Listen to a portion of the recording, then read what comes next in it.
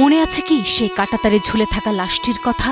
মনে আছে কি ফেলানীর নাম? আজ থেকে ঠিক 14 বছর আগে 2011 সালের এই দিনে সীমান্তের নীরবতা ভেঙে দিয়েছিল গুলির শব্দ। সেই গুলিতে নিভে গিয়েছিল মাত্র 14 বছরের এক কিশোরীর জীবন। নাম ফেলানী খাতুন। আজ যদি সে বেঁচে থাকতো তবে বয়স হতো 28। হয়তো সে আজ একজন কর্মজীবী নারী হতো, হয়তো কারো স্ত্রী, কারো মা। কিন্তু বিএসএফ এর বর্বরতার জন্য সে সুযোগ আর পাওয়া হয়নি ফেলানীর। সীমান্ত মানেই একটি রাষ্ট্রের সার্বভৌমত্ব মানচিত্রের শেষ রেখা। কিন্তু সেই রেখা যখন কোনো নিষ্পাপ কিশোরীর রক্তে রঞ্জিত হয়, তখন প্রশ্নবিদ্ধ হয় রাষ্ট্র, রাজনীতি আর মানবতা। আজ 7 জানুয়ারি 2011 সালের এই দিনে কুড়িগ্রামের অনন্তপুর সীমান্তে ভারতীয় সীমান্তরক্ষী বাহিনীর গুলিতে ঝরে গিয়েছিল 14 বছরের কিশোরী ফেলানী খাতুনের প্রাণ। বাবার সাথে জন্মভূমিতে ফিরতে ফেলানী কাঁটাতারের বেড়া পার হতে চেয়েছিল, কিন্তু বিএসএফ এর বুলেটের আঘাতে নিথর হয়ে তাকে ঝুলে থাকতে হয়েছিল লোহার বেড়াতে। দীর্ঘ 4 ঘণ্টা ফেলানীর নিথর দেহটি ঝুলেছিল সীমান্তের কাঁটাতারে। যে দৃশ্য দেখে কেঁদেছিল পুরো বিশ্ব, স্তব্ধ হয়ে গিয়েছিল বিবেক।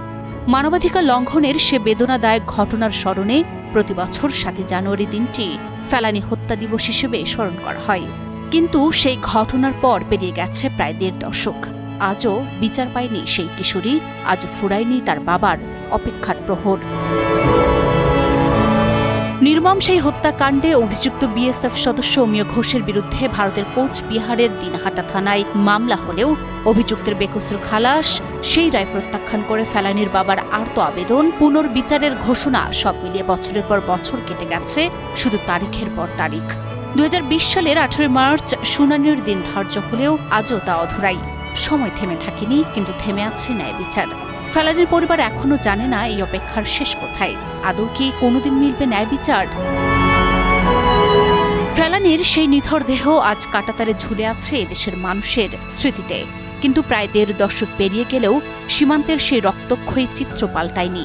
ভারতের পক্ষ থেকে বারবার সীমান্ত হত্যা শূন্যে নামিয়ে আনার প্রতিশ্রুতি দেওয়া হলেও বাস্তবে বাংলাদেশ ভারত সীমান্ত এখন বাংলাদেশের সাধারণ মানুষের জন্য মরণ ফাঁদে পরিণত হয়েছে। মানবাধিকার সংস্থা আইন ও সালিশ কেন্দ্রের সাম্প্রতিক প্রতিবেদন এক ভয়াবহ পরিসংখ্যান তুলে ধরেছে। তাদের তথ্য মতে 2025 সালে ভারতীয় সীমান্তরক্ষী বাহিনী ও ভারতীয় নাগরিকদের হাতে প্রাণ হারিয়েছেন 34 জন বাংলাদেশি, যা গত 5 বছরের মধ্যে সর্বোচ্চ। এর মধ্যে 24 জন বিএসএফ এর বুলেটে বুক ঝাঁঝরা হয়ে মারা গেছেন, আর 10 জন প্রাণ হারিয়েছেন অমানসিক নির্যাতনে। 2021 সালে এই সংখ্যাটি 18 থাকলেও গত কয়েক বছরে তা ক্রমাগত বেড়েছে। 2024 সালে 30 জন এবং 2023 সালে 31 জনের মৃত্যুর পর 2025 সালের এই পরিসংখ্যান প্রমাণ করে যে সীমান্ত এখন আর নিরাপদ নয়। প্রতিটি মরদেহের সঙ্গে মিশে আছে একটি পরিবারের স্বপ্নভঙ্গ আর বিচারহীনতার দীর্ঘশ্বাস। কেন বারবার প্রতিশ্রুতির কথা বলেও সীমান্তে এই রক্তের খেলা বন্ধ হচ্ছে না? সেই প্রশ্ন এখন কোটি বাঙালির।